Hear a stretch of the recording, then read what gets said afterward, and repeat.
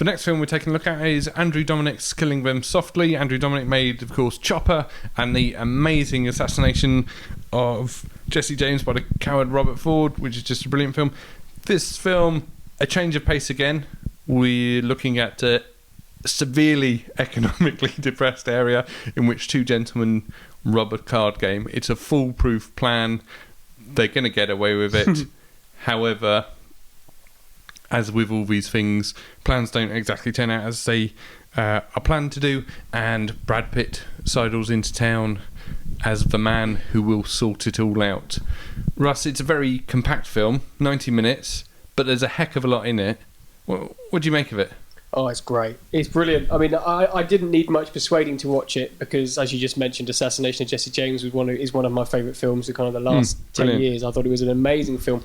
And the amazing thing about Andrew Dominik is that here you have a film that's so far removed from that. You know, that was kind of a 3-hour, elegiac, kind of, not whimsical, but kind of slow-paced Western. You know, you just sit back and wash over you. Whereas, like you said, this is kind of 90 minutes of quite odd, quite an odd film as such. You know, this is not. When you say it's a hitman film, you kind of expect one of a real masculine type of film with guys coming on and talking about things and killing guys and all that stuff. And kind of what you actually get is a group of male characters that are all just demasculated to the nth degree, kind of by both the economic situation, by the people they're working for, by the financial situation they're in, by the financial situation that their country's in as well. You know, it does very heavy-handedly put across a point of kind of, America in transition between the Bush and Obama periods and the hope that's supposed to come from that. And this film is very much playing on that hope as being slightly false, obviously in the retrospect that they've had now with so many years of economic kind of relative depression over there in the States. So that was interesting, and it kind of worked on that kind of level for me as well. But it also just works on it's quite funny, it's got some great turns. It's a bit spicy. It's a little bit salty, spicy. Maybe. It does. Yeah, salty's probably the word. There's a couple of good lines in there that might offend the faint of heart potentially. I said to someone at work, it's like, I said, do you know in Bruges, without the cheeky Irish accent? Yeah, that's true. It's like in Bruges without that kind of comedy. Yeah. And I thought Scoot McNairy, who was in Monsters a couple of years ago, was very good in it as kind of this real sort of Joe Pasquale voiced kind of low-level criminal. And there's Ray Liotta doing what Ray Liotta does best.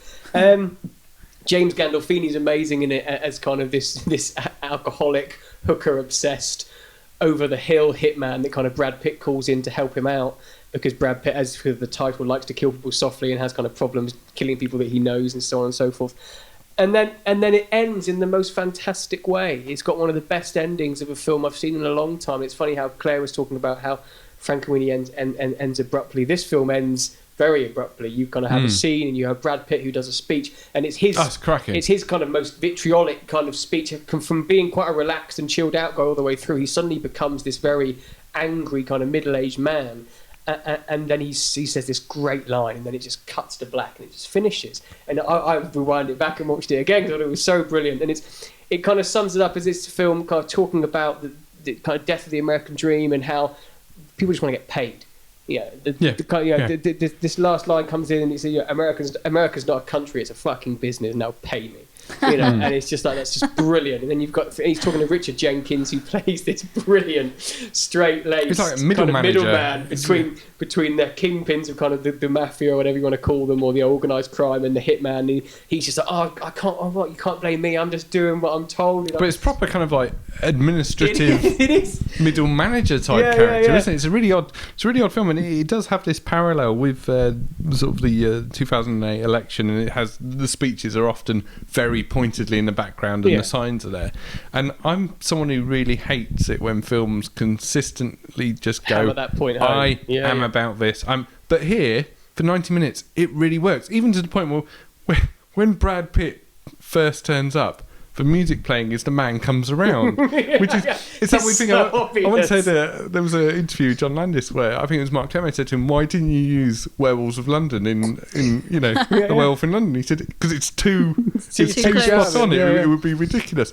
But here, the things I'd normally hate worked really well, and it's a film you've got to listen to. It's a film you've got to watch. I mean, it's not overly complicated, but it certainly has things to say. And for a director, like you say, Russ, to go from kind of the the fields and vistas and the kind of the sepia of the assassination of Jesse James to a 90-minute, quite gritty, street level, many ways a bit messy kind of film. It works brilliant. And it's and it has these moments in it that are just stunningly beautiful. This is a guy who can shoot scenes. This is a guy who can use a camera movement ridiculously precisely, and everything in it is there for a reason. And you sit there and it's a very tight 90 minutes, if it is 90 minutes. Yeah. And you go, wow, that made a massive point very succinctly, unlike me.